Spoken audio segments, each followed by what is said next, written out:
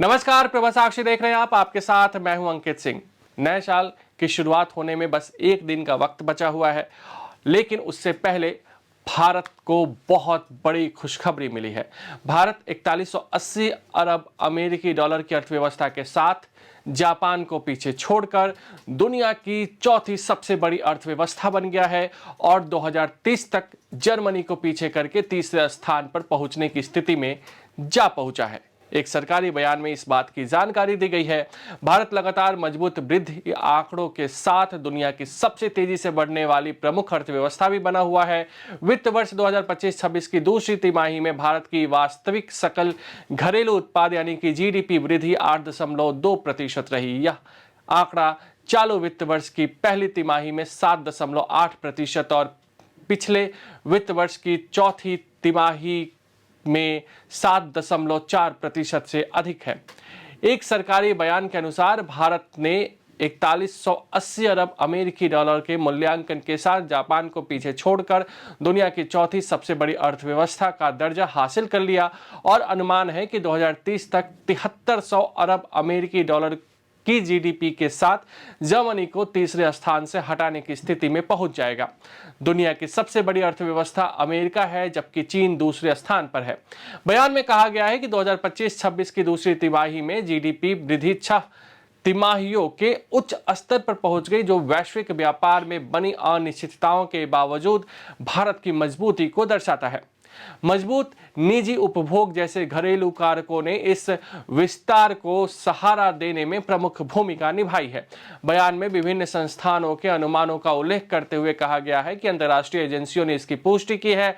विश्व बैंक ने 2026 में 6.5% की वृद्धि का अनुमान लगाया है। वहीं मूडीज का अनुमान है कि भारत 2026 में 6.4% और 2027 में 6.5% की वृद्धि के साथ G20 अर्थव्यवस्थाओं में सबसे तेजी से बढ़ती अर्थव्यवस्था बना रहेगा। अंतर्राष्ट्रीय मुद्रा कोष ने 2025 के लिए अपने अनुमान को बढ़ाकर 6.6% और 26 के लिए 6.2% कर दिया है। राजनीतिक बात करें तो भाजपा के राष्ट्रीय प्रवक्ता शहजाद पूनावाला ने बुधवार को लोकसभा में विपक्ष के नेता राहुल गांधी पर निशाना साधते हुए आरोप लगाया कि भारत के जापान को पीछे छोड़कर चौथी सबसे बड़ी अर्थव्यवस्था बनने के बाद वे भारत के खिलाफ दुष्प्रचार कर रहे हैं।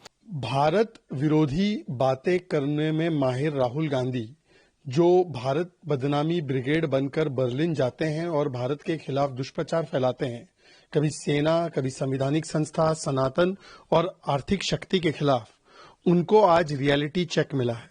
ये राहुल गांधी बोलते थे कि भारत की इकोनॉमी डेड है, भारत की अर्थव्यवस्था और प्रोडक्शन डेड है। ये लीडर ऑफ प्रोपेगेंडा है, ये लीडर ऑफ ऑपोजिशन नहीं है। आज भारत की अर्थव्यवस्था चौथे स्थान पर आ चुकी है। 11वें स्थान पर थी मनमोहन सिंह के जमाने में। आज जापान को ओवरटेक कर दिया हमने। 4.18 ट्रिलियन डॉलर इकोनॉमी बने। अब तीसरे नंबर की इकोनॉमी 2.5-3 साल में बनेंगे और हमारा लोएस्ट इन्फ्लेशन है 0.71%, highest foreign exchange reserves, highest exports, हमारा lowest NPA, highest public sector banking के प्रॉफिट्स, हाईएस्ट प्रोडक्शन। आईफोन हो, सैमसंग हो, यही भारत में बन रहा है। डिफेंस एक्सपोर्ट्स बढ़ते जा रहे हैं। ये पहले कभी नहीं हुआ। राहुल गांधी का पॉलिटिकल करियर डेड है। राहुल गांधी कुंठित है। राहुल गांधी मोदी विरोध में, भारत के विरोध में उतर आते हैं। उनको ये भारत बदनामी और भारत के खिलाफ झूठ और दुष्प्रचार अब बंद करना चाहिए।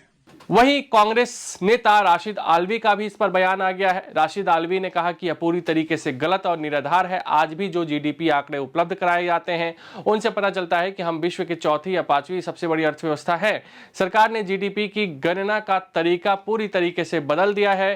देखिए, बिल्कुल गलत और बेबुनियाद बात है। आज भी जो डाटा दिया जाता है जीडीपी का, चौथी पांचवी अर्थव्यवस्था है पूरी दुनिया के अंदर, हमेशा जो जीडीपी की कैलकुलेशन होती थी उस कैलकुलेशन को ही सरकार ने बदल दिया है। जीडीपी की कैलकुलेशन पूरी दुनिया में होती है प्रोडक्शन बेसिस, और इन्होंने कंज्यूमर बेसिस कर दिया है।